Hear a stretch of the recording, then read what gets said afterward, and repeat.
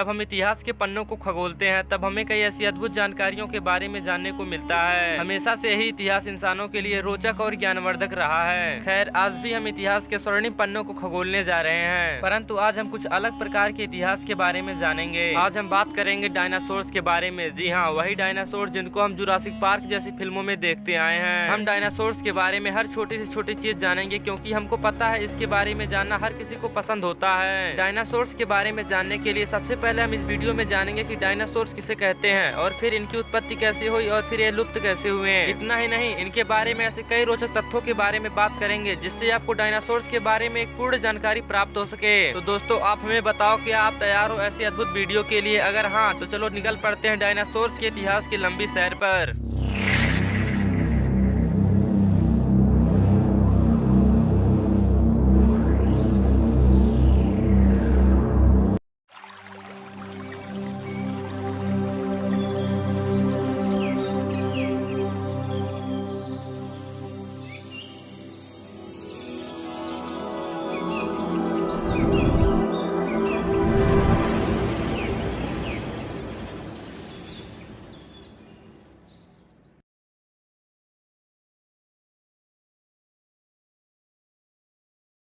चलिए सबसे पहले जानते हैं कि डायनासोर्स किन्हें कहते हैं। बहुत सरल शब्दों में कहूँ तो डायनासोर्स एक किस्म के सरीसृप थे जो आज से 14 करोड़ साल पहले धरती पर विचरण करते थे। कई इतिहासकारों का यह भी मानना है कि डायनासोर 14 करोड़ साल पहले नहीं बल्कि 1600 करोड़ साल पहले ही आ गए थे। खैर, आज के समय में भी हमें पृथ्वी पर कई प्रकार के सरीसृप दिखते हैं जो शायद इन्हीं डायनासोरस की प्रजातियों के विकसित रूप है। चलिए अब हम बात करते हैं डायनासोर्स की आकार की। डायनासोर्स के बारे में एक खास बात यह भी है कि ये कई प्रकार के आकृति और आकार के भी होते थे, जैसे स्पाइनोसारस जैसे भयंकर और विशालकाय डायनासोर से लेकर मुर्गियों जितने छोटे भी डायनासोर धरती पर पाए जाते थे।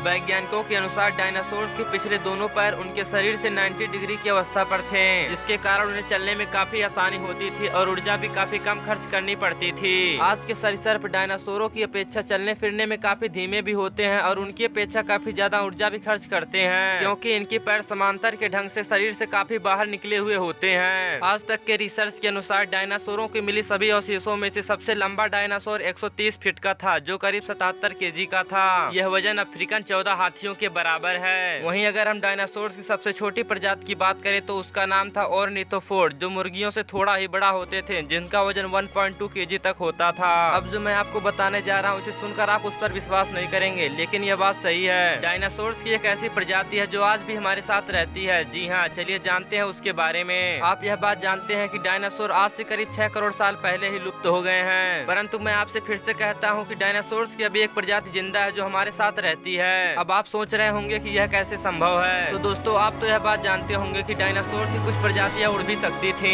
जी हाँ मेरे दोस्त, आपकी जानकारी के लिए आपको बता दूं कि पक्षियों को ही डायनासोर की आखिरी प्रजाति कहा जाता है। जी हाँ मेरे दोस्त, आपने सही सुना। जिन पक्षियों को आज के जमाने में हम देखते हैं वे सभी डायनासोर के वंशज हैं। वेल, अगर आपको यकीन नहीं होता तो चलिए दोनों के गुणों को देखकर कुछ ऐसी बात आपको बताते हैं जिन्हें जानने के बाद आप पक्का यकीन करने लगेंगे। पक्षियों की तरह डायनासोर भी अंडे देते थे और जिनमें से उनके बच्चे निकलते थे। पक्षियों की तरह ही डायनासोर भी जमीन पर रहते थे। आंख और नाक के बीच वाले हिस्से में खोपड़ी के अंदर एक छेद पाया जाता था, जो ज्यादातर सरीसृपों के अंदर ही पाया जाता है। इसके अलावा उनके आई सॉकेट के पीछे भी 2 छेद थे और उनका जबड़ा भी शक्तिशाली मांसपेशियों से जुड़ा था, जो उन्हें काफी शक्तिशाली बनाता था। यह सब बात जानने के बाद अब तो आप पक्का मान लिए होंगे कि पक्षी भी डायनासोर के वंशज हैं। अब चलिए हम जानते हैं डायनासोर की उत्पत्ति, यानी कि डायनासोर आखिर कहां से आए। वैज्ञानिक और लोगों को जो प्रश्न सबसे ज्यादा संशय में डालता है वह यही है कि आखिर डायनासोर कहां से आए। आज तक धरती पर जितने भी जीव आए हैं उनमें से सबसे ज्यादा सफल जीव डायनासोर को ही माना जाता है। मुर्गी जितने छोटे से लेकर धरती पर सबसे विशाल जीवों में यही थे। उस समय धरती पर सिर्फ इन्हीं का वर्चस्व था, लेकिन वैज्ञानिक आज तक कोई सटीक जवाब नहीं दे पाए हैं कि डायनासोर की उत्पत्ति कैसे हुई थी। लेकिन कुछ वैज्ञानिक यह मानते हैं कि डायनासोर सिर्फ एक जीव के अंदर सीमित नहीं था, बल्कि यह कई सारी प्रजातियों से मिलकर बनने वाला एक जीव मंडल था, जिसमें तरह तरह के जानवर आते थे।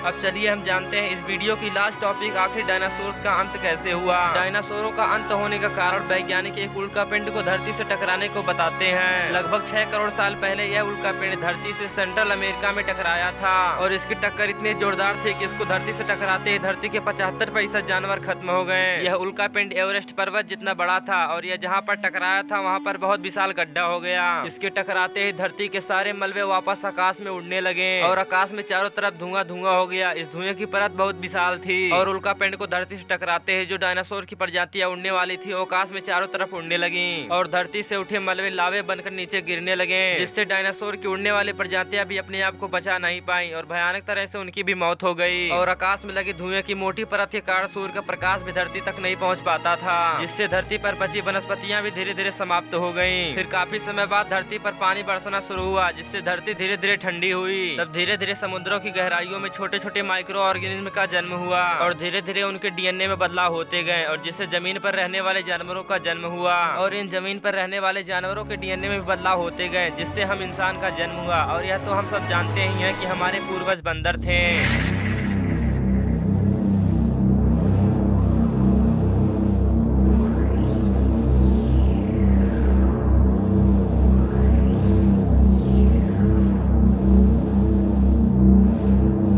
अगर वीडियो से कुछ नया सीखा हो तो वीडियो को लाइक करें और चैनल को सब्सक्राइब करना मत भूलिएगा आगे इसी तरह की और भी इंटरेस्टिंग वीडियो देखने के लिए। बस इस वीडियो में इतना ही, फिर मिलेंगे आपसे एक नई वीडियो के साथ, तब तक के लिए जय हिंद।